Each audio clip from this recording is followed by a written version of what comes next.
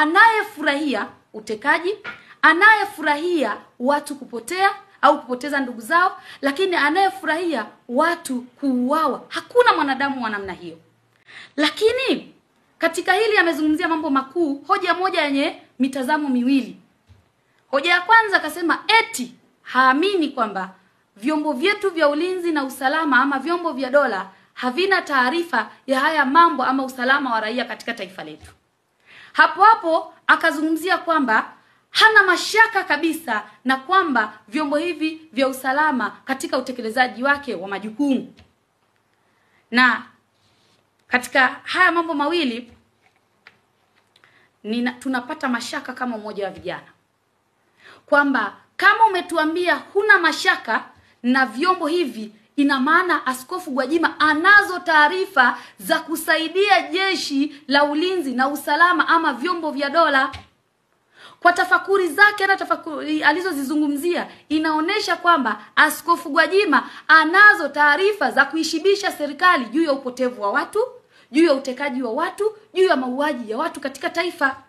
Na hapa tuseme tu wazi, vyombo vya ulinzi na usalama ama vyombo vyetu vya dola vimchukue na vimchukulie hatua, vimhoji sala hili, kwa sababu inawezekana ana taarifa. Na inawezekana katika kipengele kingine kuna watu huwa wanawaambia akathibitishie jeshi la ulinzi na usalama. Na huo tunasema sio ujasiri wa kisiasa, huo ni uchechezi wa kihisia kwenye masuala nyeti.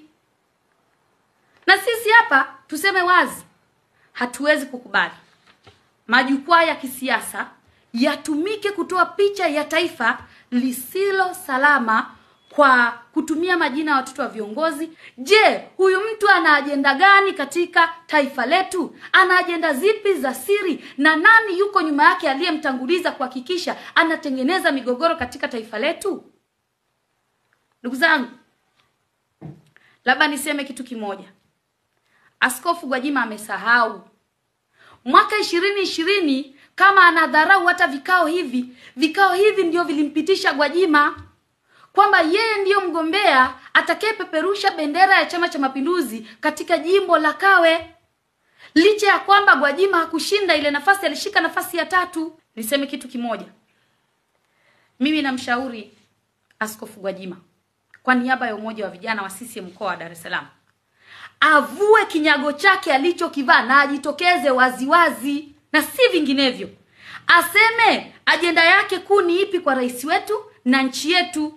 Na kama hana imani na vyombo vyetu vya maamuzi na mijadala ambao yeye ni mjumbe wa vikao hivi, yani bunge pamoja na neki, ajiuzulu mara moja nafasi yake, ili chama na serikali ijue kuwa kwamba inashughulika na mwanaharakati anayeitwa Josephat Gwajima na si vinginevyo. Ajiuzulu.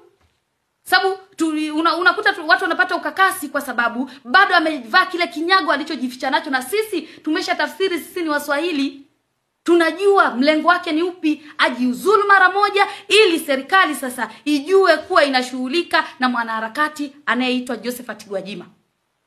Na nije kwenye msimamo wa jumuiya. Sisi kama vijana wa Chama cha Mapinduzi mkoa wa Dar es Salaam hatuhitaji kumuona Gwajima anakwenda ofisi yeyote katika mkoa wetu wa Dar es Salaam kuchukua fomu kuwania ubunge mwaka huu. Ni wakati wake mwafaka sasa kwenda kupumzika na kufanya harakati zake dhidi ya serikali na CCM kwa ujumla kwa uwazi zaidi, badala ya kujificha, ili na sisi sasa kama umoja wa vijana wa CCM Dar es Salaam tukabiliane naye waziwazi.